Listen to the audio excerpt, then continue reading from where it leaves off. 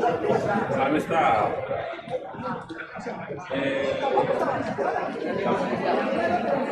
Ah, no, pero es que a mí no me han dicho que estaba aprobado. Si pone entrada libre, pone acceso libre.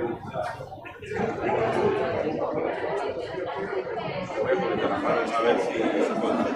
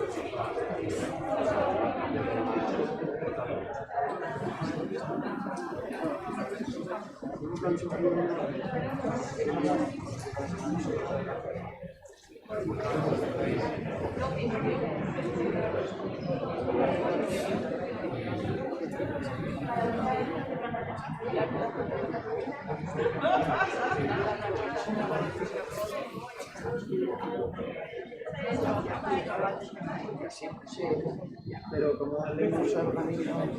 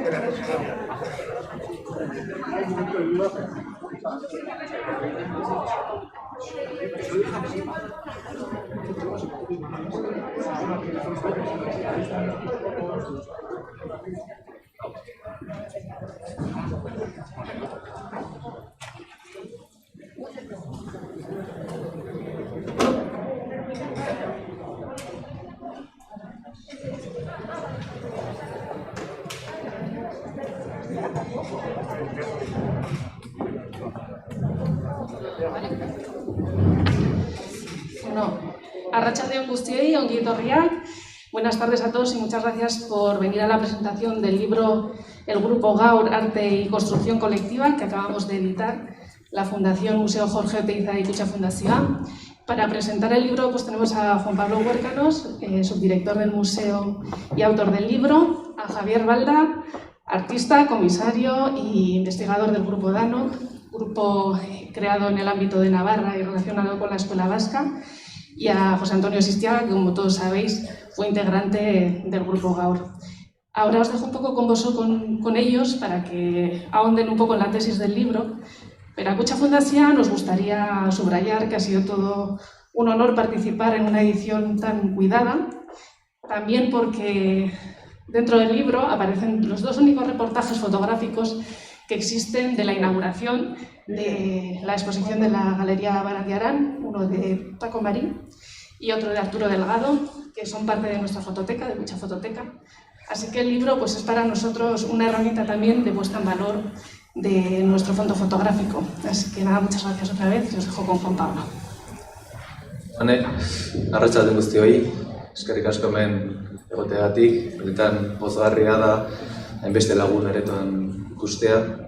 Muchas gracias a todos por acompañarnos hoy y bienvenidos. Quería, en primer lugar, agradecer a Kutxa Fundazioa por el apoyo a este proyecto que ha sido fundamental, en especial a Anne y a Ander. La verdad que desde el minuto 1 en el que les comenté un poco las claves de este proyecto, mostraron su interés y su apoyo ha sido esencial, ¿no? Por supuesto, también agradecer a José Antonio Sistiaga. Tenemos la suerte de poder contar con un testigo excepcional de toda esta historia, y a Javier Balda, que también me ha acompañado en todo este proyecto, ¿no? Agradecer también a todos los familiares de los artistas y entidades que los representan, especialmente a la familia Barandiarán, a Javier Usabiaga, que fue autor de este cartel que vemos aquí reproducido y del catálogo original del Grupo Gaur, a Juancho Egaña por su trabajo de recuperación fotográfica, Francisca el diseño, Emilio Varela, que me ayudó también en el trabajo de correcciones, y a José Ángel Irigaray, patrono de la Fundación Oteiza, miembro del Stoka Mairu, cuyas aportaciones también fueron fundamentales para comprender y profundizar un poco en el contexto de la época, ¿no? Bueno, ¿por qué un libro sobre Gaur, ¿no? Quizás es lo que merece la pena explicar, ¿no? La historia de Gaur es por todos conocida, un grupo colectivo de artistas que a partir de 1965 comienzan a idear la posibilidad de realizar una exposición de arte no figurativo, de arte abstracto, al margen de los certámenes oficiales, y que en su posterior encuentro con Dionisio Brandiarán dispusión de la posibilidad de contar con un espacio propio, con un local, con una sede, y digamos que a partir de ahí el proyecto fue creciendo hasta convertirse en lo que todos conocemos, ¿no? Y también un poco el comienzo de la escuela vasca. Es cierto también que en torno al 50 aniversario de Gaur, de hace unos años, bueno, se han realizado varias aproximaciones al grupo. El proyecto Gaur Constelación, en el contexto de San Sebastián 2016 y celebrado en el Museo San Telmo, comenzado con Fernando Golbano, también la exposición del Museo de Bayona. Bueno, yo creo que son revisiones también importantes, ¿no? Que ha sido el antecedente de nuestro conocimiento actual de este proyecto, ¿no? Yo creo que son revisiones en las que lo positivo era una parte central, ¿no? Y esencial, y en el que las propuestas plásticas de los artistas estaban en ese sentido ampliamente representadas. Por tanto, la idea de esta publicación no era tanto reflexionar en ese ámbito, como digo, bueno, ya trabajado, ¿no?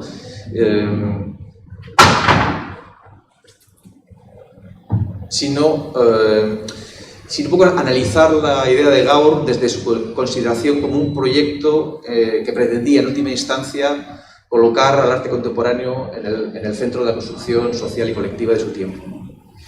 Teniendo en cuenta también que su irrupción supuso, bueno, pues un poco la cristalización de uno de los primeros proyectos ideados por los propios artistas para explicarse a sí mismos, sin mediación.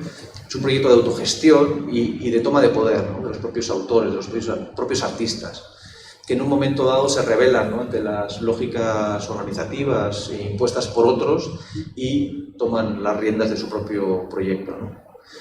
Creo que también supone, y eso es interesante tenerlo en cuenta, una ampliación de la idea o de la figura o del significado de ser artista, ¿no?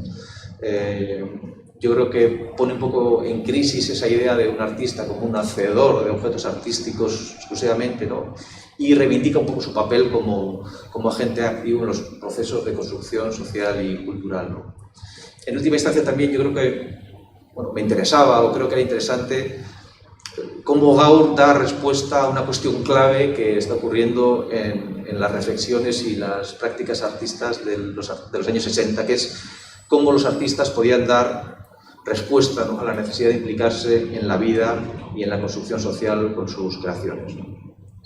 Esa es un poco como la clave o la perspectiva que plantea esta publicación, posiblemente en algunos casos demasiado insistentemente, ¿no? Pero es lo que en primer lugar explica su existencia, ¿no?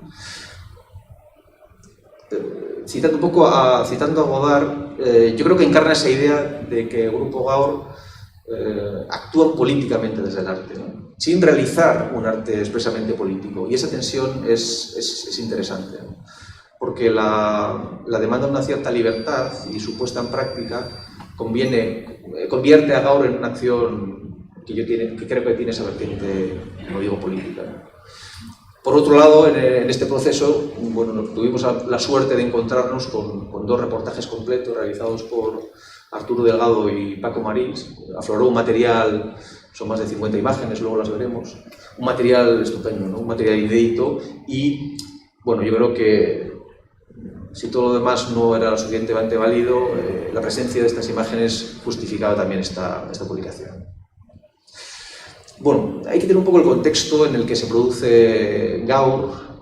Es importante reseñar, bueno, estamos en 1966, en pleno franquismo, en un momento, en un statu quo en el que el arte contemporáneo apenas tenía espacios de expresión y, como digo, en el que se imponía también esa figura del artista como un fenómeno eminentemente individual, aparentemente sin relevancia en un ámbito en el que la praxis creativa, bueno, tenía como poca capacidad para intervenir en la sociedad, ¿no?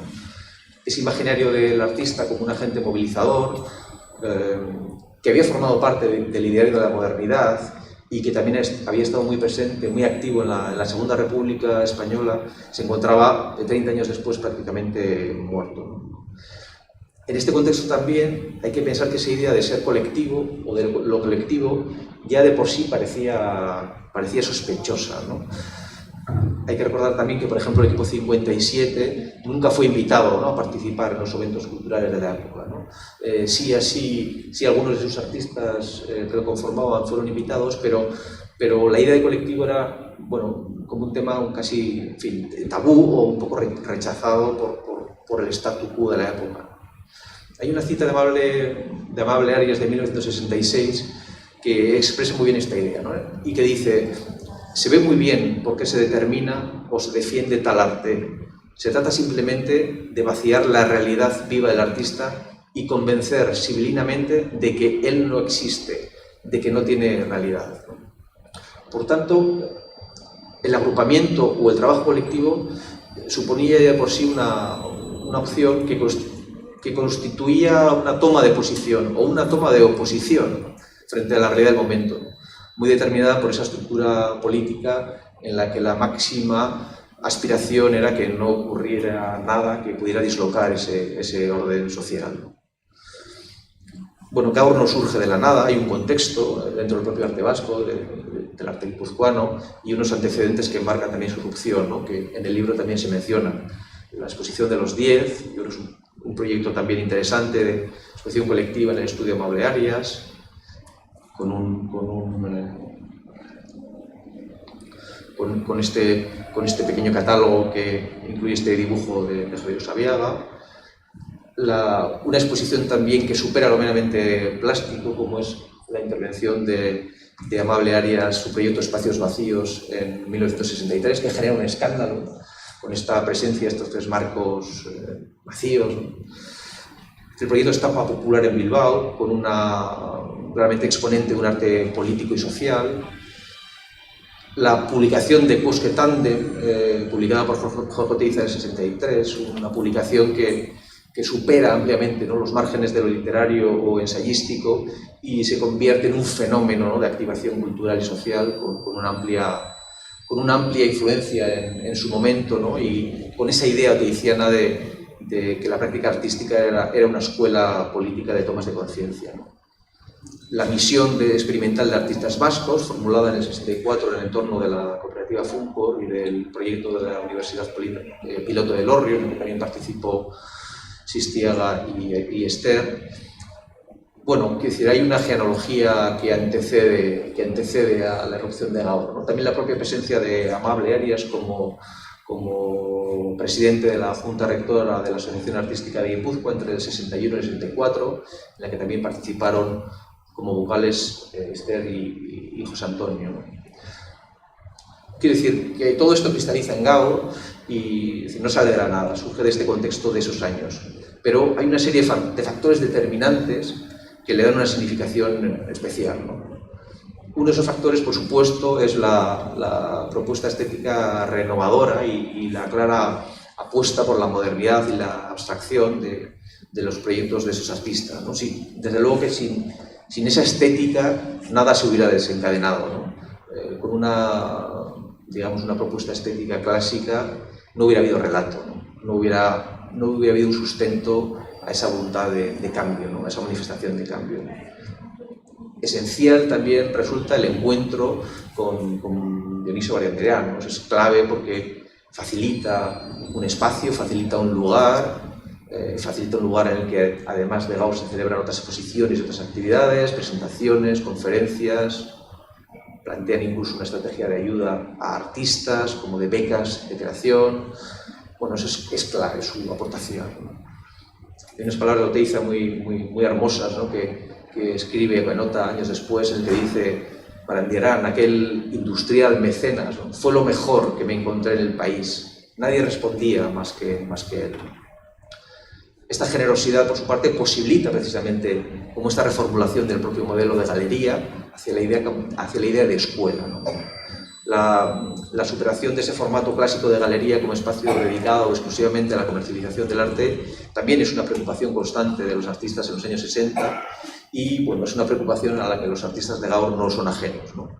Desde el primer momento hay una voluntad de superar los modelos existentes referidos a la exhibición y la comercialización de las obras artísticas y esa autodefinición también como productor de arte compuesto, una nominalización aportada por Oteiza, bueno, respondía un poco a esa voluntad, ¿no? Y también a la de integrar otras expresiones y disciplinas que trascendieran o que se relacionaran con los lenguajes propios del arte plástico, ¿no? Una galería donde se expone arte es una tienda, no es una escuela, ¿no? Decía el propio Oteiza en una entrevista de la época precisamente realizada a Juan Antonio García Marcos, que también nos acompaña hoy.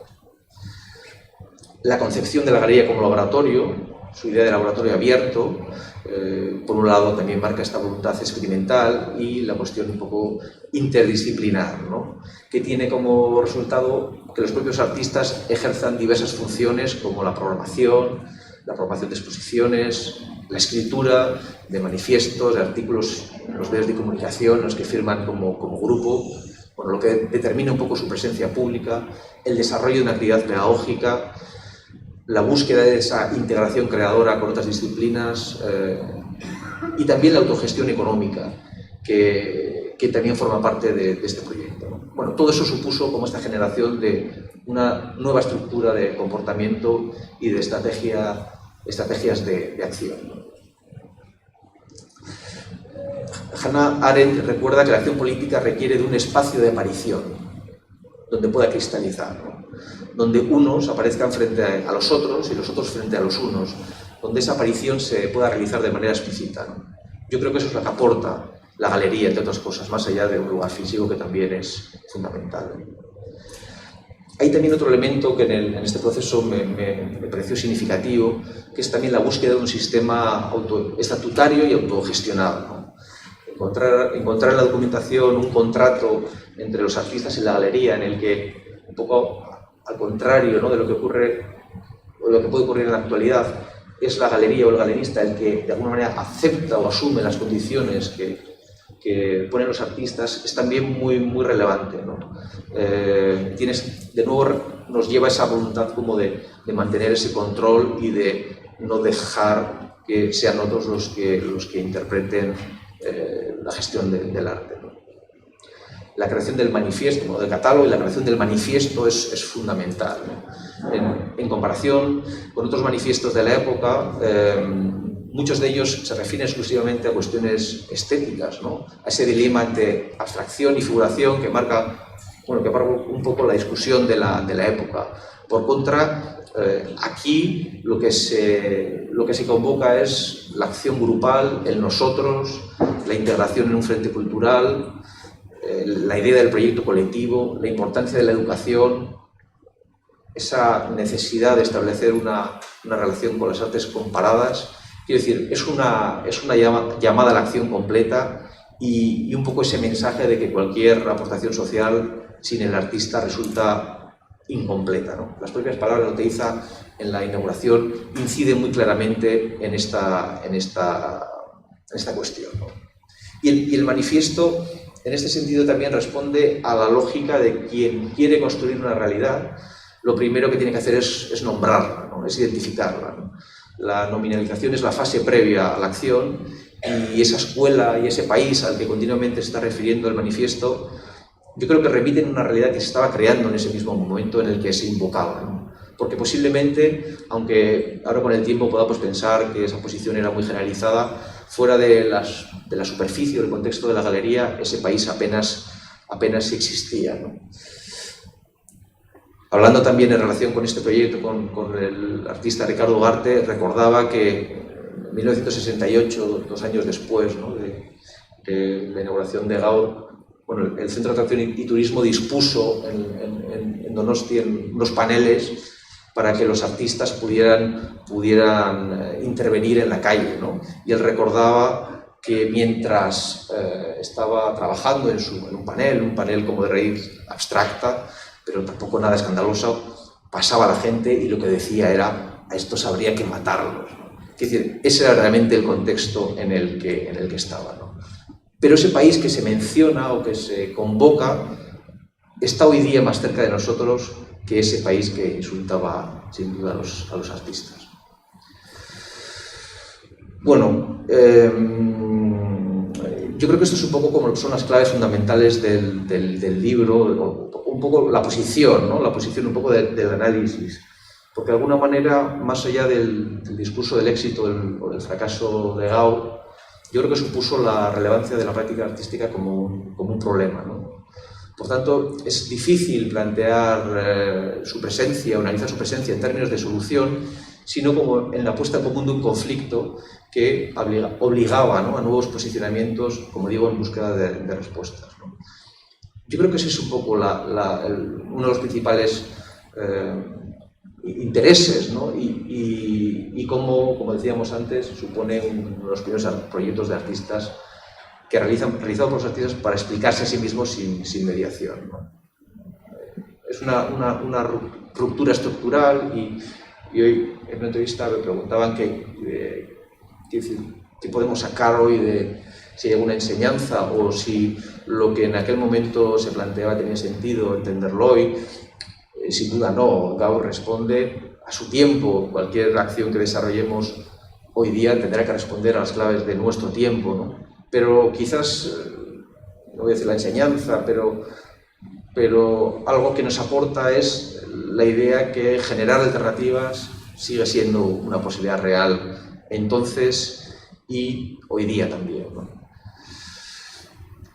Bueno, eso creo que aportó Gaur, entre otras muchas cosas, ¿no? Un espacio de reconocimiento colectivo, ¿no? Un espacio de reconocimiento de la diferencia.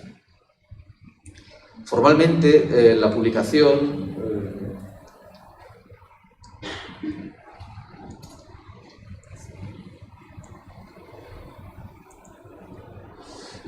tiene también un cierto interés, hemos intentado que tuviera un cierto interés como objeto.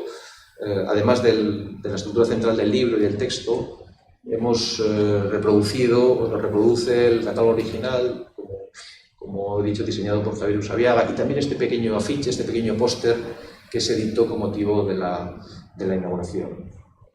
Y bueno, cuando planteamos un poco las posibilidades de su diseño, de su maquetación, de su portada, con una primera idea de incluir una imagen que acompañara la portada, ciertamente a mí me resultaba complicado o me parecía poco inteligente señalar el libro con una única imagen, ¿no? Porque no hay una imagen de Gaur, que también es una de sus características, que es decir, ahí nos hizo no hay una imagen de grupo completa, hay imágenes parciales que representan a algunos de los artistas o algunas de las obras, pero no hay una imagen que lo representa. Por tanto, pensar en una imagen única, cuando precisamente lo que estaba hablando el proyecto era hablar de esta formación de lo colectivo, desde lo colectivo, no tenía mucho sentido. Por lo tanto, optamos por seleccionar una veintena de imágenes que componen una veintena de portadas, ¿no? De tal manera que, bueno, pues estas 20 portadas componen también o hacen referencia a esta idea de lo colectivo. Bueno, yo lo dejaría aquí. Voy a ceder la palabra a Javier y quizás luego podemos, después de un primer turno de intervenciones, podemos repasar la secuencia de imágenes que hemos mencionado y visualizarlas. Hola, gracias Juan Pablo, Arratsaldeon, gracias por la invitación. Bueno, yo me había anotado aquí algunas claves de la época que me parece que son determinantes también, como ha dicho antes Juan Pablo, por supuesto la contextualización, ¿no? Y luego, como el proyecto colectivo al final va hacia un punto álgido de conclusión, a partir del cual se tendría que desarrollar toda esa escuela vasca, y sin embargo lo que hace es, en palabras de Oteiza también, fracasar, ¿no? Como siempre, un gran fracaso que utiliza como representación, digamos, primigenia de todo ese movimiento del que siempre se lamentará toda su vida, y lo escribe durante bastantes años, ¿no? El gran fracaso de Pamplona, el gran fracaso de la escuela vasca en Pamplona, porque efectivamente Gaur, como los demás grupos, como esta escuela vasca, no dependía solamente de la voluntad de los artistas, ¿no? incluso de los apoyos que tenía, en este caso Madame de Arán, y en la financiación y pocos más, sino también al final había que tocar los estamentos políticos, ¿no? Y en ese momento, como todos sabemos, los estamentos políticos pues no eran no eran realmente muy proclives a variaciones o a cambios. Sin embargo, a mí me gusta apuntar que en la década de los años 60 se produce una serie de acontecimientos vertiginosos. Para los que vivieron aquella época, para los que nos asomamos después tímidamente, y yo creo que son 20 años en la historia española vertiginosos en todo, ¿no? En lo cultural, en lo político y en el arte también. Lo que va del año 60 al año 80, aunque el año 80, digamos, si se estudia ahora, en el año 80 ya corresponde al desarrollo de la democracia, ¿no? Pero bueno, pues si no lo podemos dejar desde el año 60 al año 75, cuando muere el dictador. Y algunas notas que ha tocado, algunos datos que ha tocado Juan Pablo también, pues son, por ejemplo, entre el año 66, 67 y 69, porque claro, son unos años, yo creo que frente a la grisura que tenemos en la historiografía o en la historia de esos años, pero bueno, se desarrollan muchas cosas. Por ejemplo, las elecciones sindicales del año 63, del sindicato vertical, pero en los que se cuelan militantes comunistas y de organizaciones católicas. Los 25 años de paz que se celebran, ¿no?, por parte del franquismo, pero con cierta apertura estética, publicitaria. La activación también de las tradiciones populares desde el régimen, pero bueno, se van tocando, se va haciendo caso pues, a juegos populares, a juegos rurales. Por ejemplo, se incentiva también el rodaje de algunas películas anteriores a Amadou, que es curioso, pero son anteriores. Por ejemplo, en el año 65, un documental de Javier Aguirre sobre la España insólita, que es todo el mundo rural de costumbres y tradiciones, en los que sí que se incluyen algunas escenas vascas, ¿no?, del carnaval de Ituren, etc. La encíclica de Pablo VI, Populorum Progressio, la vindicación de los derechos humanos, la oposición a la guerra de Vietnam, ese pacifismo que ya empieza a acampar por todo el mundo, ¿no?, y que también impregnan algunas acciones aquí. Por ejemplo, en el año 67 también se detiene a Ibarrola cuando están los grupos de la Escuela Vasca haciendo el itinerario de las exposiciones correspondientes en Bilbao y Vitoria, que luego debería ser el gran final con la exposición de Pamplona. Un acontecimiento que casi no se cita, pero que algunos de los componentes de Gauss, sobre todo de teatro y de danza, lo han visto, que son el Festival Sigma, que se celebraba en Burdeos desde principios de los 60, creo, auspiciado por el alcalde Chaban Delmas, que luego fue primer ministro también, ¿no? Es un festival muy abierto, muy moderno, de música eléctrica, participativa, también hay actos en la calle, etc.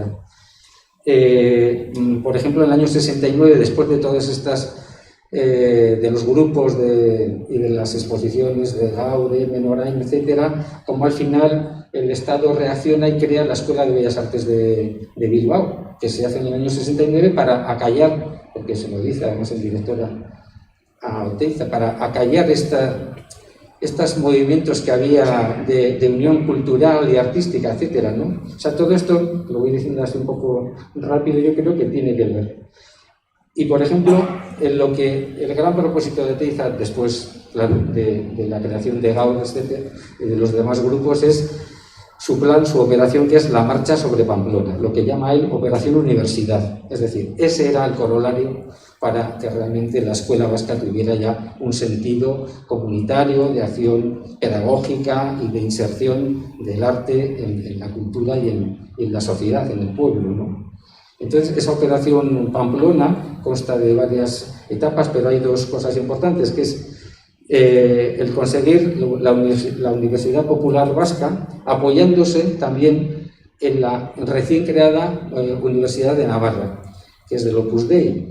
Pero claro, en el País Vasco no había distrito universitario, no había universidad. Entonces Oteiza dice, tate, aquí tengo por dónde atacar, porque finalmente además tenían escuela de pedagogía, de arquitectura, derecho, que se hace, bueno, es la primera, y de filosofía. Entonces dice, bueno, me apoyo en ellos y tiene un plan, ¿no?, para apoyarse en esas escuelas y de ahí que participe y tal. Pero eso es imposible, evidentemente, no le dan opción. Pero bueno, se elabora un plan para aterrizar en Pamplona, primero con una exposición de todos los grupos, y esa exposición además no es solo artística, sino que contiene libros, información, instrumentos musicales, es decir, cultura popular, mucha cultura popular, teatro y otro tipo de acciones en la calle. Es curioso porque Oteiza, yo creo que otros artistas también, pero sobre todo Oteiza, cuando oye hablar en esos años del arte pop, es entre ingenuo y muy avanzado, porque no lo entiende tal y como es el arte pop en Inglaterra, sobre todo, ¿no? Luego en Estados Unidos, bueno, luego a la vez, pero de otra manera. Él lo entiende como arte popular, realmente de la tradición popular. O sea, no de las derivas o del submundo del consumo de las ciudades, ¿no?, que es el arte pop que conocemos, sino el arte pop, ese entusiasmo en algunas líneas, dice eso, el arte pop, el arte de lo popular, lo que tenemos que aportar de la tradición que tenemos a este nuevo movimiento, ¿no?, a este movimiento vanguardista. Y por eso él, en ese, ahora os leeré algunas cosas curiosas, esa gran exposición de Pamplona contaba con todo ese tipo de elementos, una demostración de lo que había sido o de lo que era, de lo que había sido la cultura vasca. Él mismo también dice, Oteiza dice, ya hemos sido escuela vasca. En esta invención que tiene de la tradición cultural o artística, dice, ya hemos sido escuela vasca cuando Ancheta tenía su taller de talla en Pamplona, ya hemos sido escuela vasca, ¿no? O sea, siempre intenta desde el pasado tener un apoyo, un afianzamiento de lo que vamos a ser, ¿no? Bueno, entonces todas esas condiciones, los planes de desarrollo industrial, que inciden mucho en Pamplona y Vitoria, por ejemplo, ¿no?, porque Bilbao sí que era una capital industrial, pero los demás no, eran capitales muy rurales, ¿no? El referéndum para la ley orgánica del Estado, que da una especie de lavado de cara a la dictadura, y de ahí deriva luego la ley de sucesión del año 69. Es decir, yo creo que hay mucho movimiento. Y los artistas también están viendo muchas cosas fuera. A veces se dice que es un movimiento vanguardista. Estéticamente no creemos ahora que sea tan vanguardista, en algunas acciones sí. Eso pues Antonio sabe que estuvo en París también lo sabe mejor, de qué es lo que captaban y qué es lo que veían por ahí. Pero bueno, es más la intención comunitaria, ¿no?, la intención de agrupar a todos y que todos tengan, todos los artistas, ese interés común. Pero efectivamente eso choca con los intereses particulares, es decir, personales, en la expresión de cada artista. En Guipúzcoa fue posible, en San Sebastián, en Bilbao fue posible también porque Ibarrola era el motor empeñado de toda aquella acción, también con tintes muy sociales, muy igualitarios. Y en Vitoria también porque hay solamente 4 o 5 artistas y un crítico, Javier Serrano, que también estos son los que van hacia esa representación del pop, pero del pop de las ciudades modernas, ¿no? Pero claro, en Pamplona hay una conformación diversa, rara, muy particular, muy individual, muy tradicional también, y ahí los artistas ven que hay una posibilidad de desarrollo. Bueno, pues si esto nos sirve para enseñarnos mejor, pues estupendo, ¿no? Pero no coincide con la estrategia de Oteiza, aunque Oteiza arrastra a todos, pero hay artistas que no están en ese pensamiento, o sea, no saben seguirle, y efectivamente se producen estallidos, se producen disonancias, malos entendidos o un mal entendimiento porque se va por posturas muy diferentes. A pesar de eso, durante el 66 y 67 parece que en Pamplona aparecerá ese gran movimiento y ya se habla con los estamentos políticos, con la Diputación Foral de Navarra, con Urmeneta, que era uno de los diputados más abiertos, y también que fue el que auspició uno de los planes de desarrollo de Navarra, etc. O sea, Oteiza siempre, y los demás siempre buscaban un empresario, un político, alguien que realmente fuera el catalizador de todo aquello, ¿no?, de todo aquel movimiento. Bueno, en Pamplona al final fracasa, ¿no?, por el presupuesto que es, porque los demás políticos, los demás diputados de la Diputación Foral no lo ven aquello. Parece una barbaridad. Efectivamente también se veía como una parte de de una estrategia de una postura política del nacionalismo vasco, ¿no? Incluso los artistas de Navarra se quejan a Oteiza, en una asamblea en San Sebastián, se quejan y le dicen, hombre, nosotros tendremos algo que decir, esto de que aquí venís todos y tal, y entonces Oteiza se indigna, hay mucho anecdotario en este sentido, se indigna y dice, no, si lo que queremos precisamente es que y vamos a Pamplona porque todos y cada uno de nosotros somos intrínsecamente navarros, ¿no? Entonces, bueno, ese tipo de discurso que tenía Oteiza para seducir, ¿no? Que es muy curioso, pero a pesar de eso no se coincide. Y de hecho, pues luego las autoridades no están de acuerdo, no se ponen de acuerdo. Hay un momento en el que sí que se van a ceder unos espacios. Todo esta idea de la Universidad Popular Vasca se va resumiendo en una escuela de arte contemporáneo y de investigaciones artísticas sobre un edificio abandonado, y sobre ese se hace un proyecto. Sobre ese sí que se hace un proyecto con arquitectos, con presupuesto, para que sea eso, un lugar, una escuela de arte que tenga incidencia en la ciudad, en los ciudadanos, una escuela de arte. Que en Pamplona ya había una escuela de artes de oficios, pero es que era eso, muy de artes de oficios. También a Pamplona acaba de llegar Isabel Baquedano. Isabel Baquedano se le nombra delegada del grupo Dano de Pamplona, ¿no? Entonces, bueno, y también el escultor Uli Barrena. Hay un movimiento muy curioso de arquitectos, políticos. Oteiza, que no siempre está a la cabeza, porque luego, como siempre, también deriva, bueno, ir haciéndolo vosotros, que yo no soy imprescindible. Y en esto que he contado antes, de ese gran fracaso que él cree, que él siempre apunta, el gran fracaso de Pamplona, y cómo le traiciona a algún político, pues él lo considera así, pues efectivamente dice, y además por no haber estado yo en alguna de las reuniones, en una de las reuniones fundamentales, ¿no? Es decir, que siempre también se culpabiliza en algunas cosas. Bueno, es muy curioso todo este movimiento y, claro, lo que nos queda del grupo de la Escuela Vasca y de esos 2 años, 66-67, porque luego ya se diluye a partir del fracaso de Pamplona, es una serie de otros acontecimientos que ya están impregnados, que ya es muy difícil, como decía Juan Pablo, de que eso no supure otras consecuencias, no tenga otra, siempre el arte ya quiera tener otra incidencia, sea asambleario, etc. Por ejemplo, en las convocatorias de la convocatoria de la Bienal de Baracaldo, en los 67, 68, en la que esto se encarga al crítico, a Santiago Amón, desde dentro se dice por qué vienen estos críticos de Madrid, esto no puede ser, y hay una relación, ¿no?, para que se elija a los artistas, por lo menos a los del País Vasco que estén representados, etc. A la vez está la Escuela de Deva, otro intento de Oteiza con el alcalde Aperribay, ¿no?, para hacer también una producción, bueno, que dé trabajo a gente, que se hagan artistas, y también para hacer una serie de productos para la industria o para la decoración de la industria, ¿no? Pero bueno, hay una opción sobre la Escuela de Deva que es paralela también, que también fracasa. Un poco más tarde, el aeropuerto de Fuenterrabía, el aeropuerto de Hondarribia, ¿no?, cuando se hace nuevo, Oteiza vuelve a atacar y dice, aquí tenemos que hacer, los artistas tenemos que intervenir, ¿no? Entonces piensa un mural, seguramente tú sabes la historia, cómo intervienen unos artistas y otros, los escultores, los pintores, etc. También fracasa porque al final se le encarga a un artista navarro, en fin, una serie de circunstancias curiosas.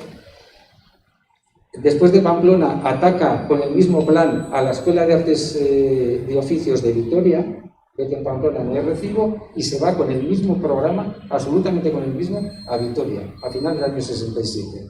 Porque también allá encuentra una persona que, de la Caja de Ahorros Municipal, me parece que es, de Vitoria, bueno, pues que le hace caso en principio, e intenta establecer absolutamente, vamos a ver, el mismo plan. Tampoco se lleva a efecto. ¿Qué queda después? Bueno, ya se mete él en Aránzazu, etc. Y digamos que otro de los puntos que podría haber sido un corolario también, que no se pudo en su momento, pero que ahí hubiera catalizado en algo fueron los encuentros de Pamplona, pero es otro fracaso. Los encuentros de Pamplona, la exposición de arte vasco, es una especie de añadido que se hace a última hora, también con Santiago Amón, también con protesta de los artistas, se hacen asambleas.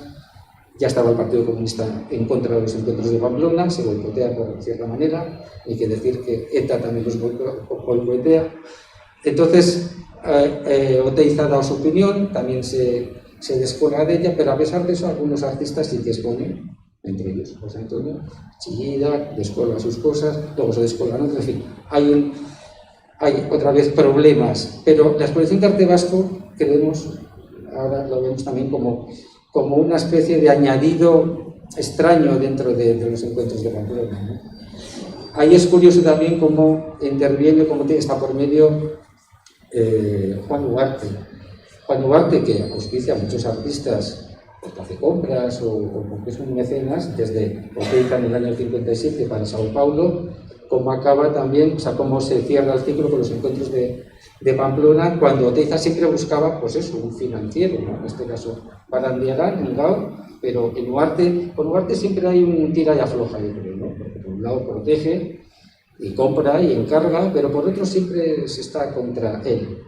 El año que viene se harán los 50 años también de los encuentros de Pamplona. Bueno, yo hago todo este abanico de idas y venidas en esos años, me parece que son importantes e interesantes. Y bueno, luego podemos decir que nos queda de todo esto, efectivamente, ¿no? Añado una cosa más, en el año 75, otra asociación, que tú también la conoces, en Coari, que se hace en Sara, con varios artistas, y Oteiza y Jesús Igueta a la cabeza también, otra vez para refundar una escuela de arte comparado, pedagógica, etcétera. Se compra en Sara una antigua nave, bueno, dura esto como 3 o 4 años, etcétera. Es decir, queda esa bacteria o ese virus queda por ahí y nos queda a nosotros como herencia cultural. Os quería leer, ya sé que esto es un poco anecdotario lo que voy contando, pero os quería leer del programa que hay para Pamplona, donde tendría que culminar y a la vez empezar todo el gran proyecto de la Escuela Vasca. En todo el dossier que se presenta hay una acción que Oteiza llama Teatro de Arte Compuesto. Es entre ingenuo y visionario también, ¿no? Pero está también a la vez en la moda, o en la tendencia, mejor dicho, en esos años de los happening que acaban de empezar, ¿no? En otras manifestaciones, la documenta de Kassel, etcétera, ¿no? Dice, como cierre de esta manifestación se hará un espectáculo que traduzca arte compuesto. Es decir, está la exposición de todos los grupos de la Escuela Vasca, la activación de esa escuela de artes y oficios comparados, etcétera, y este gran espectáculo en la calle, un espectáculo de arte compuesto. Un escenario que es la calle, desde la catedral hasta el ayuntamiento de Pamplona, en los que hay pintores, escultores, actores, danzaris, músicos, arquitectos. Intervienen 100 chistularis, 4 versolaris, la chalaparta de Esloca Mairu, el grupo Arguía, los coros, los pamplones, etc. Todo el pueblo de Pamplona, el grupo de teatro Jarray, gigantes y cabezudos, albocas y panderetas y rinchis. El programa es un grupo de chistulares recorre las calles anunciando al vecindario el acontecimiento. Se reúnen 100 chistularis que van desfilando con un cartel anuncio que pinta un artista, etc. El gran Gargantúa aparece. Es una creación del escultor Remigio Mendiburu. Constará de una plataforma y una rampa de descenso. El coro y los chistularis le rodean. Los gigantes y cabezudos bailan alrededor. Los danzaris bajan también alrededor siguiendo y van rodeando al Gargantúa. Albocaris, panderetas, etc. El espectáculo reúne a todo el pueblo de Pamplona para que tome conciencia del momento cultural vasco. El Gargantúa representa el momento y reciente pasado de nuestra cultura. Expresa, tragándolo, el olvido de nuestros grandes hombres, Unamuno, Zumalacárregui, Baroja, Sarasate, Chillida. Curioso. Los gigantes y cabezudos rodean a la Gargantúa con grotescos bailes y empujan la cultura para que quede dentro en el olvido. Los danzaris representan a Baroja, a Sarasate, etc. Con el rinchis, el coro, los danzaris siguen bailando. bueno, es entre gracioso, pero hubiera sido un gran espectáculo. Si se llega a hacer, ¿no? Hubiera sido seguramente un hito. Claro, esto en el régimen del momento, yo creo que ni revistiéndolo de cultura ni de danzaris, yo creo que no era posible, ¿no? Es curioso porque habla del Gargantúa, y el Gargantúa fue una figura que la recupera la Vuelta Ciclista a España. O sea que se produce en ese momento como una especie de imaginarios también coincidentes y muy paradójicos, ¿no? Bueno, pues al final dice, el Gargantúa servirá para ser instalado en un parque infantil. Pero a la vez en el programa también dice que se hará una escuela experimental de arte infantil en la Ciudadela de Pamplona, que en ese momento se acaba de recuperar porque el ejército la entrega a la ciudad. Bueno, estoy hablando un poco o demasiado de Pamplona, pero bueno, para ver que eso debería culminar en esa gran escuela vasca, o al menos en esa escuela de arte contemporáneo de investigaciones estéticas que podría haber sido en Pamplona. Y sobre todo eso, ¿qué nos queda? ¿Qué posicionamiento nos obliga a los artistas ahora? Pues claro, es que al final los artistas son cada uno como es, y el hálito de lo expresivo a veces es colectivo y otras veces no es colectivo, o es coincidente con algunas colectividades, con otras no. Pero sí que es verdad que si hay algo en la herencia cercana de Oteiza y de los grupos de la Escuela Vasca y de Gaur, pues es al menos el tener esa conciencia de que el arte, recuperando las vanguardias también, es una herramienta. Y, por ejemplo, este centro pues tendrá que interrogarse constantemente sobre esa herencia y cuál es la herramienta del arte y para qué sirve. Gracias. Tenemos la suerte de contar con Antonio Sestiaga entre nosotros como sabemos, protagonista esencial de este proyecto y uno de sus promotores. Así que yo le pediría, aprovechando su presencia, que nos contara un poco cómo fue su experiencia en primera persona, el proyecto de gestación de Gaur y su desarrollo.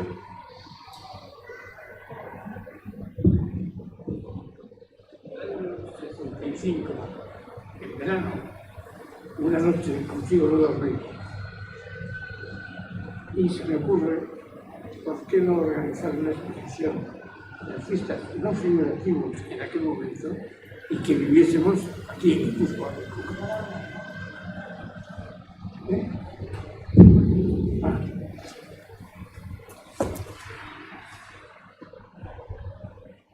Pienso en artistas que se estaban presentando en una exposición organizada por el Centro de Atracción y Turismo con un premio metálico que era muy importante para cualquier persona. Y Valerdi se presenta en esa exposición. Entonces, de los 7 que yo pienso que podíamos participar en ese grupo, Valerdi no estaba incluido porque estaba en la otra exposición. Entonces, lo que sí pienso es que se pueden hacer las dos exposiciones, o la nuestra se puede hacer al mismo tiempo que la de Atracción y Turismo, y así el público podrá comparar la pintura figurativa, que es lo que habitualmente se hace, lo que se hacía, y la pintura no figurativa. Entonces le llamo amable a la mañana, quedo con él en un café en la avenida y le digo, mira, he tenido esta idea, ¿qué te parece? Y me dice, me interesa mucho. Vamos a ir a ver Oteiza. Vamos a ver Oteiza y Oteiza da su acuerdo inmediatamente. Le vemos a Néstor Basterrechea, que vivía uno al lado del otro, y también está de acuerdo. De allí vamos a Hondarribia y hablamos con Mendiburu. Y Mendiburu también está de acuerdo. Entonces ya quedaba Chillida, al cual vamos a verle a la vuelta de Irún, digo de Hondarribia, vamos a verle a Chillida, y Chillida dice sencillamente, así de claro, por muy desagradable que sea. No me importa que mi hermano no esté, pero si queréis que yo esté, Valerdi tiene que estar. Y decimos, pero mira, si Valerdi no está es porque está precisamente en la otra exposición, en la figurativa. Figurativa o no figurativa igual, pero una mezcla de todo. Y bueno, no, eso es lo que os pido. Para poder estar, tiene que estar Valerdi también. Bueno, pues muy bien, entonces lo que haremos es retrasar la exposición y en vez de hacerlo conjuntamente con la del Centro de Atracción y Turismo, lo haremos solos. Eso. lo personal. De ahí fuimos a hablar en otro momento con Valerdi y con Zumeta. Y ahí no hubo ningún problema, o sea que éramos 8. Fuimos, he tenido un ictus hace muy poco tiempo y por momentos se me va la memoria, a ver si me acuerdo de lo que estaba. Balañaral propuso que hiciese yo una exposición de pintura infantil. Tenía un taller donde los niños pintaban lo que ellos querían sin dar ninguna explicación. ¿Cómo podíamos entender? Puesto que eran niños y yo era un adulto, yo tenía que tener respuesta a todo, no era así. Y se hace esta exposición en Zaragoza, en el hotel que tenía Balañaral, Euroarsi, y luego me dice, oye, yo tengo unas oficinas en Donosti, en la calle Bengoechea, y tengo un sótano que no lo uso. ¿Os podría interesar a vosotros? Bueno, pues vamos a ver, supongo que sí. Y efectivamente aceptamos la propuesta, porque era la primera vez que un industrial, al menos que yo sepa, se acercaba a unos artistas ofreciéndoles algo tan especial como hasta su secretaria para el caso de que necesitásemos a alguien que llevase documentación, papeleo, todas esas cosas. Bueno, y así como fue nuestra relación con Balañaral. Aquí están 2 de sus hijas, en concreto, que una vez me dijeron en el museo, me dijo, sí, el problema que ha tenido Balañaral era que cada semana venía un policía diciéndoles que iba a cerrar todo aquello, que era una pandilla de lo que fuese, cualquier cosa. Y eso yo lo supe como 2 o 3 años después. Pero bueno, al margen de eso, hacemos el catálogo que lo hizo Paco Xavier, que está ahí al fondo.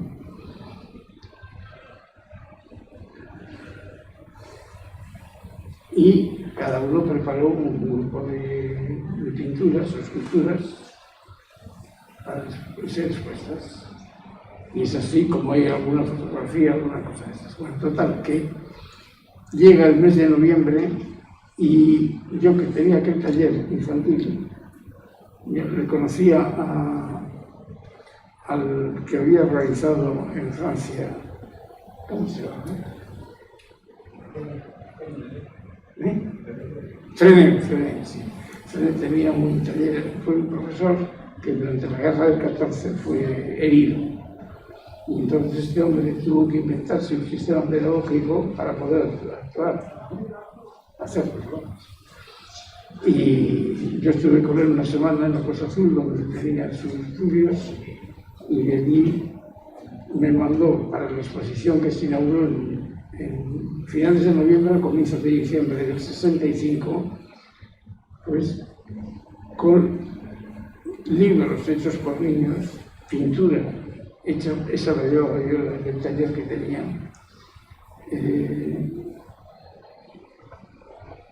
música, diferentes cosas que los niños entraban y me prestaron toda esa documentación que se expuso en la Galería Balañaral. Se terminó la exposición hacia febrero y es cuando Oteiza viene de Madrid con Ibarrola, creo que viajaban juntos en ese momento, y Oteiza trae el nombre de 4 grupos. O sea, yo cuando pensé en ese grupo no pensé en absoluto ni en Vizcaya, ni en Álava, ni en Navarra, ni en Iparralde tampoco. Yo me dedicaba solamente a lo que he dicho. Entonces, Oteiza viene con la propuesta de Gaur, con la propuesta de Vitoria, claro, y yo de Bilbao, claro que con Ibarrola como el que realiza todo. La diferencia estaba que Ibarrola tenía una noción de la creatividad artística pues un poco rara, casi desde la política, yo diría. Como si querían tener un verbo político para poder ser pintor o escultor. Bueno, total, que era yo el que trataba con Ibarrola cuando llevamos todo de Bilbao para hacerlo. Chillida me dio a mí un trabajo que se expuso en una mesa cubierta con un cristal para que nadie pudiera tocar. Era un libro muy suelto. Y al cabo del tiempo que se duró aquella exposición, un día me llama su mujer y me dice, oye, ¿qué ha pasado con el libro? Me dice, mire, ahí faltan cosas. Pues no sé nada. ¿Y tú no sabes nada por mí? No. El que lleva toda esta responsabilidad es Ibarrola, digo, habla con él. Entonces no sé cómo se resolvió esa cosa. No sé qué final tuvo. De Bilbao, bueno, en San Sebastián, que es donde estaba todo, casi todo, se organizó una serie de conciertos de música contemporánea. Se escucharon conciertos desde lo más cercano al tiempo en el que nosotros estábamos, con obras, ahora en mi memoria no está muy bien. Bien, música contemporánea. Al extremo que interesó tanto lo que allí se oía, que me pidieron que se volviese a hacer de nuevo lo mismo otro día, y se hizo. De allí fuimos a Vitoria, de Bilbao a Vitoria, con la obra, evidentemente, de los vizcaínos, que eran pues, 30, 25, 30, una cosa así. Y cuando los vitorianos, que estaban más cerca de nosotros estéticamente, vieron lo que traían estos, un Cristo del escultor Larrea, que estaba en el suelo, no estaba tirado en el suelo, estaba dejado en el suelo, se apoyaba contra un muro o contra algo, podía caerse, ¿no? Entonces los navarros dijeron, pues esto es una cuadrilla de comunistas, estos no vienen a Pamplona ni quieren. Y así es como aquello que acabó en un hotel que nos dejaron una sala, pues que sería como esta. Y sobre todo había muchos arquitectos, que eran los que más relación tenían con nosotros, ahora los tienen justo. Bueno, total, que los vitorianos dijeron que aquello nos ponía, que ellos estaban en contra de ese tipo de expresión y que no valía la pena que viniese. Entonces no me recuerdo cómo se hizo aquello, pero lo que sí recuerdo es que Valeria, mi primera mujer, yo y alguien más fuimos andando para volver aquí, a la noche, porque no teníamos dinero ni para un billete de tren ni para nada. Entonces los navarros nos ofrecieron a llevarlos hasta Alsasua y ellos continuaron ya hacia Pamplona.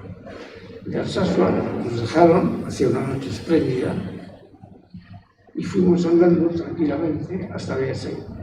Y en Beasain había una gasolinera de las pocas que había en aquella época. Y paró un taxi al cabo de un momento. Entonces Valeria dice a las taxistas y dice, oiga, mire, no tenemos dinero ahora, pero lo tendremos mañana. O sea, que tiene usted inconveniente llevarnos. No, ya los conozco además. Venga, y así volvimos a la nuestra. Eso fue nuestra relación con Navarra. Al menos el grupo no con Oteiza, con Navarra, que tenía más, sobre todo con el que era como el director de todo esto de Navarra. Bien, por otro lado, yo organicé en Beasain, había una industria que producía vagones y más cosas.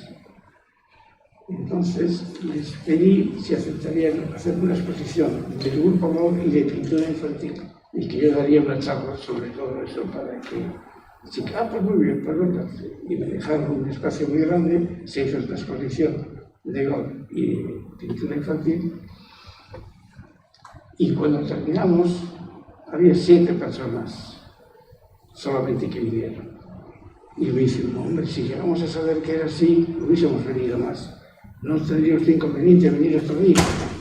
Y dije, miren, yo he venido ayer.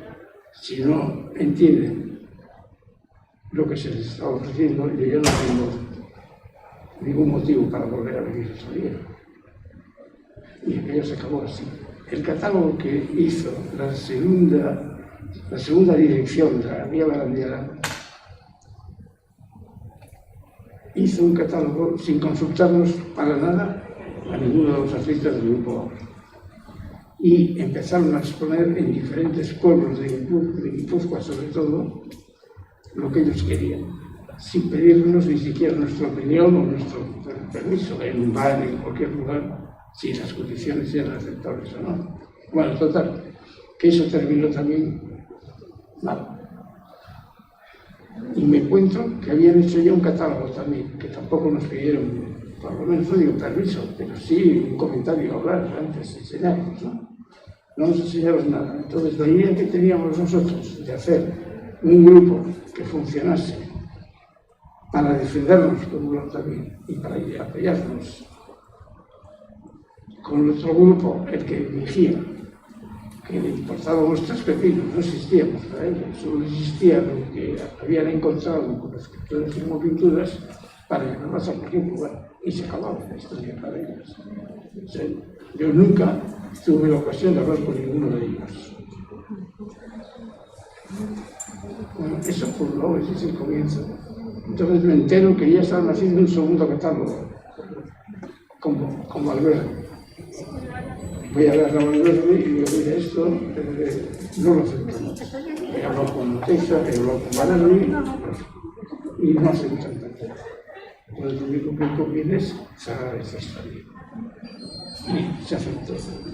Valverde aceptó y no se hizo el segundo catálogo. Pero iban en la misma dirección que en el primer catálogo. O sea, haciendo lo que les daba la gana con nuestro trabajo.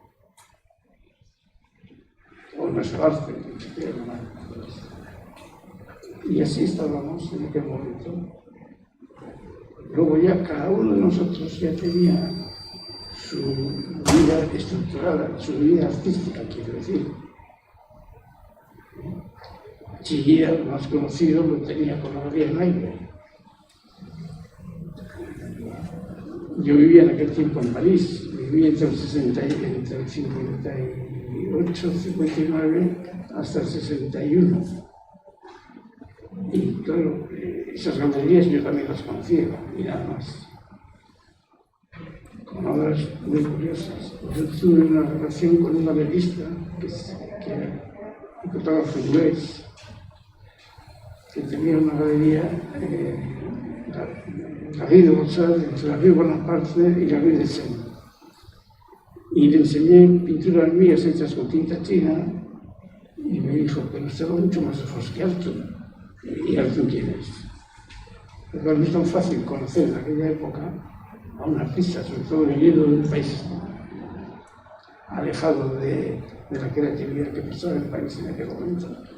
Bueno, total, que me hizo una exposición colectiva en esa galería, John Clark se llamaba este. Luego me hizo otra exposición, pero también colectiva, en un teatro que estaba en el barrio 16. El teatro no lo puedo ver, lo tengo en los catálogos aparece. Y mi vida en París pues se terminó así, casi. Fuimos a lo de Victoria y volví, luego yo me fui a Ibiza a vivir, tenía ya 3 hijos, el tercero nació en Ibiza. Volvimos a Donosti, también seguía yo pintando en casa de mi familia, de mi madre y mis tías. Luego ya me fui a vivir a Bayona, y también me hice pinté. Luego de nuevo a San Juan de Luz, de nuevo a París, en Fuenterrabía por fin. Y en Fuenterrabía de Lilla me fui a San Juan de Luz de nuevo y así bueno después. O sea, desde el 81 estoy viviendo donde nació Ravel, desde el año 81, donde yo desde esa fecha estoy viviendo en Seúl. Bueno, y la vida sigue andando, no hay ninguna conexión con nadie a nivel oficial nunca. Y luego llega un momento donde Ibarrola, que no lo soporto,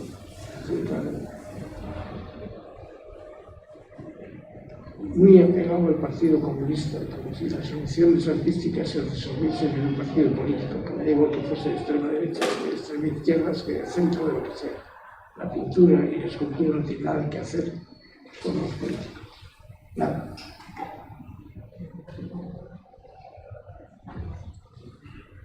¿Por qué? Pues porque desconocen completamente el proceso artístico, desconocen a los artistas, o algunos siempre muchas relaciones. Por ejemplo, Juan Duarte,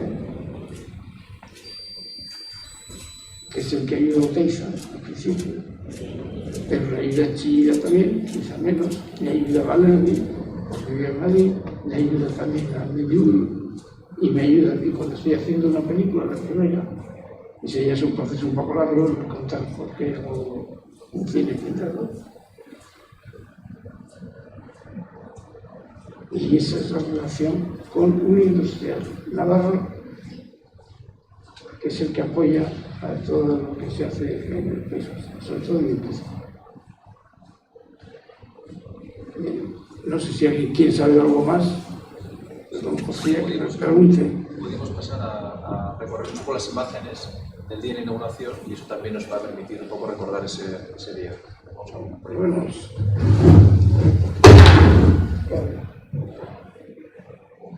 hay dos reportajes, como comentábamos antes, uno de Arturo Delgado y otro de Paco Marí. Vamos a ver el de Arturo.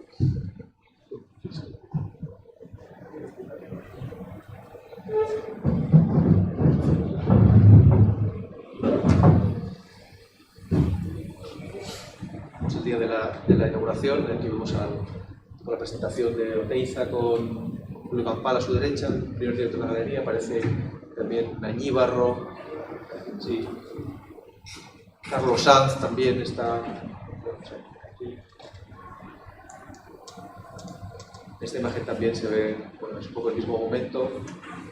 José Anartze, en el extremo derecho también Nañíbarro. Carlos Sanz con el catálogo entre sus brazos. Y aquí un poco en esta ampliación del plano, bueno, de nuevo aparece José Anartze y también las hermanas Ramos, que fueron las directoras de la célebre librería, ¿no? Que fue un foco también cultural muy importante y bueno, la verdad que fue como es importante también su presencia aquí porque de alguna manera bueno, pues toda la comunidad artística cultural guipuzcoana de Donostia se nutría, ¿no? De los libros que traía la librería Ramos, muchas veces de ediciones que no eran de venta ordinaria, ¿no? Y también aparece aquí Sánchez Acosta, ¿no? Escritor. Y ahí en una cabecita aparece, aquí también la vemos, Mendiburu, Amable Arias también, a la izquierda. Sí. Ricardo Ugarte asoma detrás del muro.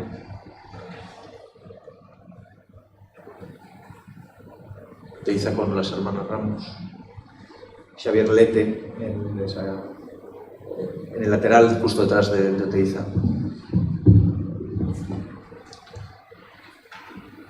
Aquí también podemos ver a Santiago Aizarna a la derecha, el escritor y periodista, extremo justo.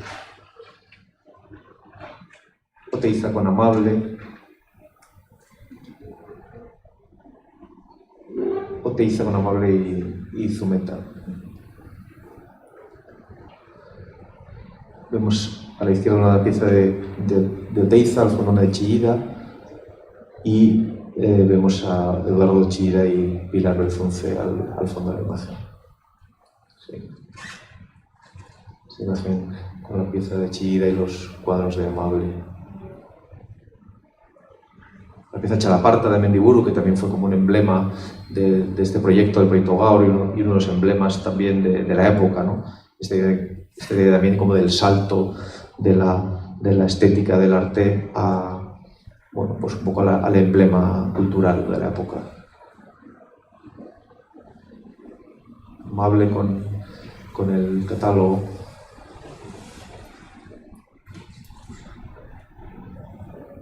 Amable José Antonio. Y aquí aparece también Basterrechea. Sí. La verdad es que durante el proceso de gestación del libro he intentado por diversos canales intentar identificar a este joven, ¿no? Que está aquí a la izquierda y no lo he conseguido. Pero justo ha aparecido el libro y el otro día recibí la llamada de un conocido que me dijo que es Íñigo Altolaguirre, que también fue artista en años posteriores.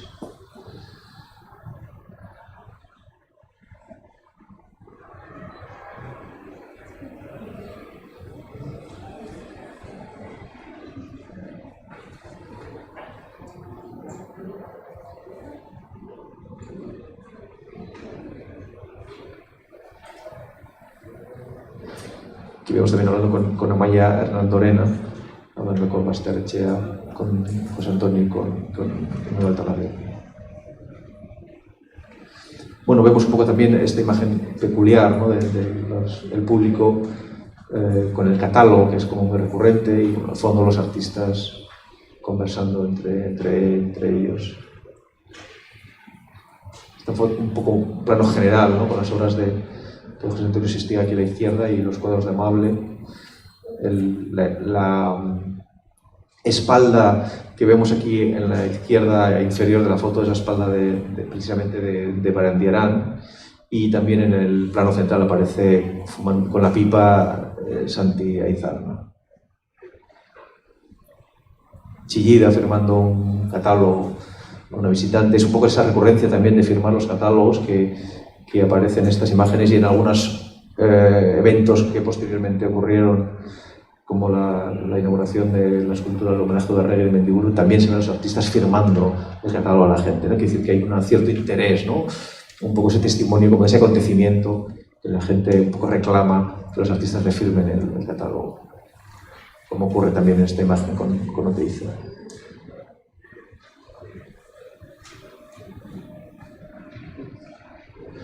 Bueno, al final todas estas imágenes permiten generar como esta secuencia, ¿no? Un poco acercarnos a ese momento y traer ese fragmento del pasado hacia nosotros. Al fondo también los artistas, está Eduardo y Pilar. Yo creo que esa espalda eres tú, José Antonio, el detrás, sí.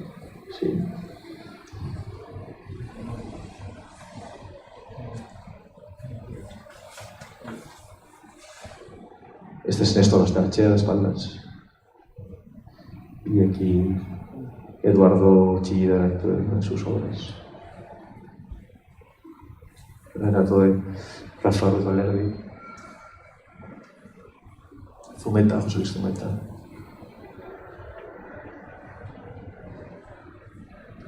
Y aquí los tres artistas con la mujer de José Luis Zumeta. Y con un dibujo para unas vidrieras, ¿no? En el que estabas trabajando en ese momento.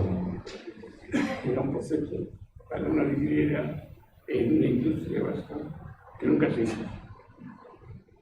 1667 bocetos y solamente guardé 7. Los que me... ¿Qué te hice con Julio Campal, primer director? Y esta imagen un poco que cierra este reportaje de Arturo Delgado. Pasamos el de Paco Marí, otro fotógrafo que acudió como representante de la prensa del día a cubrir el acto. Es un reportaje un poquito más corto. De nuevo vemos a Julio Campal y a Xavier Lete en primer plano junto con Oteiza, y a Carlos Eñevarro asomando por detrás. Aquí lo vemos mejor.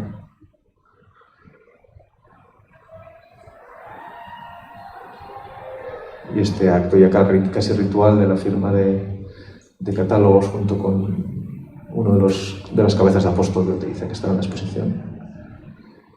Y estos jóvenes, esta imagen muy sugerente, ¿no? Contemplando la obra de Chillida. Fumando encima, lo cual sería imposible, tocando la obra. Y aquí, delante de esta pieza de figuras inconscientes de Oteiza, está Carlos Sanz.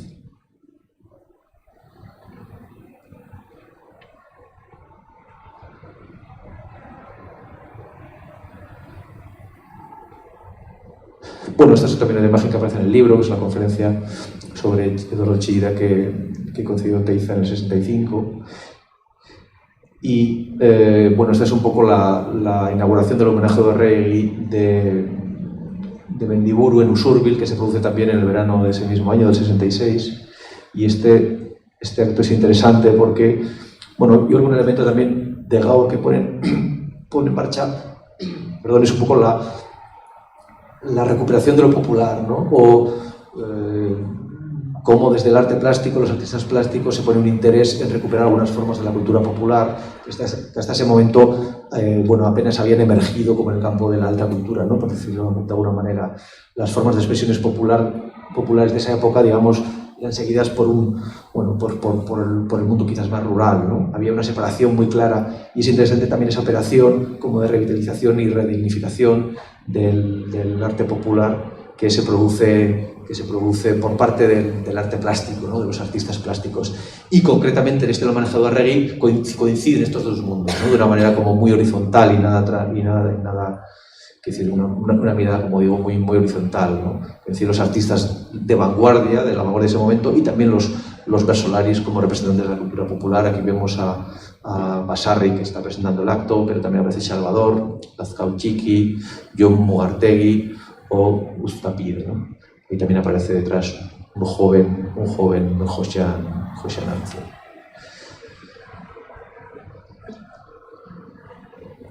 Esta idea como de acontecimiento, ¿no? Que decir, días después, semanas después, todavía hay gente que acude con el catálogo y que busca, ¿no? la firma de los artistas. Es un poco la imagen de este acto. Hay una transferencia también de la estética de los artistas del grupo en ese momento a otros ámbitos y otras disciplinas, que es muy interesante también este cruce y que en la publicación un poco se reproduce también, ¿no? Aquí la parte de Mendiburu se convierte en el icono de Zoka Mairu. Néstor Besterrachea realiza este póster de este concierto, ¿no? También esta figura del apóstol de Oteiza forma parte de la portada de Amalur. Pero bueno, hay muchos elementos por ejemplo, de música, muchos discos que están inspirados o que contienen obras de Oteiza, como esta pieza de Xempelar que aparece en este disco de Encholo Verde, o esta portada de Oscarvi que, como dice la portada, sigue un modelo realizado por Oteiza y Basterrechea, ¿no? Este interior del disco de Manuel que contiene estas tizas de Ruiz Valera, este dibujo, Miquel Laboa, y su relación con José Luis Zumeta también es muy intensa en sus discos, carteles de Zoka Mairu. Aquí Lourdes Siriondo y Xeverlete aparecen en uno de sus primeros discos junto con Puño Maz, una escultura en Mendiburu, que también es el que diseña la portada del primer poemario de Xeverlete, ¿no? Estas dos portadas del disco de Manolo Echundí que están diseñadas por Néstor Basterrechea. Es que aparece ya el sello de la Chalaparta de Zoka Mairu. También en el universo del libro de Josian Arce aparece, entre esas recurrencias de iconos que conforman como ese cosmos cultural, aparece también reproducida la portada de la portada del catálogo Grupo Gaur. Y ya que tenemos aquí a José Antonio, bueno, le traía un poco estas dos imágenes, tanto de esta acción, la chuleta, que le voy a pedir que explique, como de esta obra comunitaria que realizan Sistiaga, Zumeta y Mendiburu, y que estuvo colocada en una sede de la Caja Laboral de Secundarios en Aula. Pero coméntanos un poco qué es esto, José Antonio, por favor. Es que cuando se cierra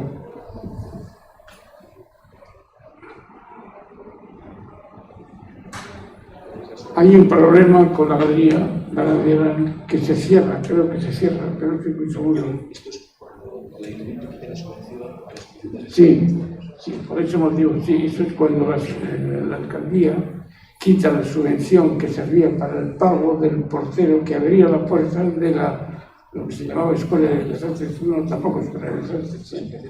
Asociación de Artistas, donde está el frontón de la parte vieja, enfrente, justo enfrente. Entonces, no había nada. Entonces se me ocurrió a mí y dije, ¿por qué no vamos a hacer lo que hace aquí todo el mundo? Que es comer una chuleta o en una sociedad gastronómica o en tu casa o donde te dé la gana, pero eso es todo comer chuletas. Entonces le hablé a Zumeta y a Basterrechea, a Valerdi, si aceptaban participar, que los tres nos comiésemos una chuleta. Ah, muy bien. La chuleta transpuso Arce, José Antonio Arce, de la carnicería que tenían en Usurbi. Se hace esto un día y por la mañana me llama pues, a Valerdi, me llamó para decir, oye, ni Zumeta ni yo vamos a participar porque pensamos que es un insulto al público. Y le dije, estáis equivocados, es un acto poético. Si vosotros lo queréis, no hay ningún problema, me lo comeré yo. Y esto es cuando me sirve, arriba, en esa sociedad artística, y empieza la gente a reírse. Me di cuenta que todos los que tenía delante, que eran algo así como 20 personas o 25, los conocía a todos. Entonces dije, ¿os queréis reír? Pues me voy a comer muy lentamente la chuleta. Y me la comí muy lentamente, en un silencio total. Y cuando terminé, me levanté, saludé y me fui. Y se quedaron Zumeta y Valerdi. Y yo escuché desde la habitación que estaban hablando de lo que habíamos pedido, el permiso que hacía falta pedir a la Policía Municipal, era el impresionismo. Era una conferencia sobre el impresionismo. El impresionismo veíamos nosotros que era algo completamente anodino, que no iba a crear ningún problema a la administración y si podíamos hacer aquello, que es lo que hicimos. Entonces, Valerdi y Zumeta empiezan a hablar del impresionismo. Y yo desde el otro lado digo, pero estos van a fastidiar toda esta historia. Si esto no... Entré y le dije, vamos a ver, si yo me he comido una chuleta es por este motivo. Y nada más. Y aquí se acabó. Entonces muy bien, se levantaron todo el mundo. Y allí se acabó esta historia de la chuleta que tuvo mucho eco en muchas partes, pensando que los artistas teníamos mucho apetito, ¿no? Esa fue la explicación que se leía en periódicos, entonces, pero no nada más. Posiblemente habría un performance, ¿no?, del arte vasco, podemos pensar hoy día. Y este mural Se hizo en la playa de Hondarribia. Se hizo la maqueta con arena mojada, se hizo la maqueta y luego se forró todo con plásticos, no recuerdo, con alguna tela o algo, dejamos que se endureciese, lo quitamos, dejamos la arena y lo llevamos a Rentería, al monte, donde había una industria que trabajaba con estos materiales que hacía falta. Y dijeron que ellos ya lo harían y hicieron eso. Aquí hay esto, que es al meter la mano para sacar arena, pues así, se quedaba así. Y muchos pensaron que era esto. Y entonces el banco dijo, si no quitáis eso, no os pagamos. Pero vamos a ver, si eso no es un solo de cualquier tipo, como podría ser este. No, eso es la hendidura que haces con la mano al meterla y al sacar, pues sale así la mano. Ah, bueno, es así. Entonces, nos invita a comer el director y nos llevó a un restaurante aquí en Uría y nos pagaron a los tres, a Zumeta, a Mendiburu y a mí. Y al cabo de un montón de años me entero de que lo habían quitado, lo habían cortado. Una parte se llevó a alguien a su villa que vivía por donde, a la salida de Donosti, por donde vivía Franco, pues por ese barrio de allá arriba.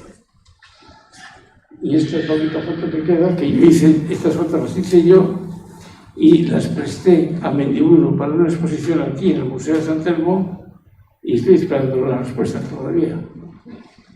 Eran 20 o 30 fotos y de ahí se podía sacar, pues solamente queda esta y nada más.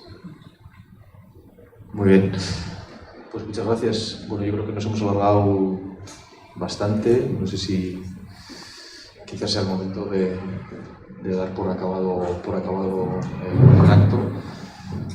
Nada, agradecer de nuevo la presencia de Javier y de José Antonio y por supuesto la ayuda y el papel fundamental de Kutxa Fundazioa en la organización del acto y en haber hecho posible este libro. Muchas gracias. Eskerrik asko.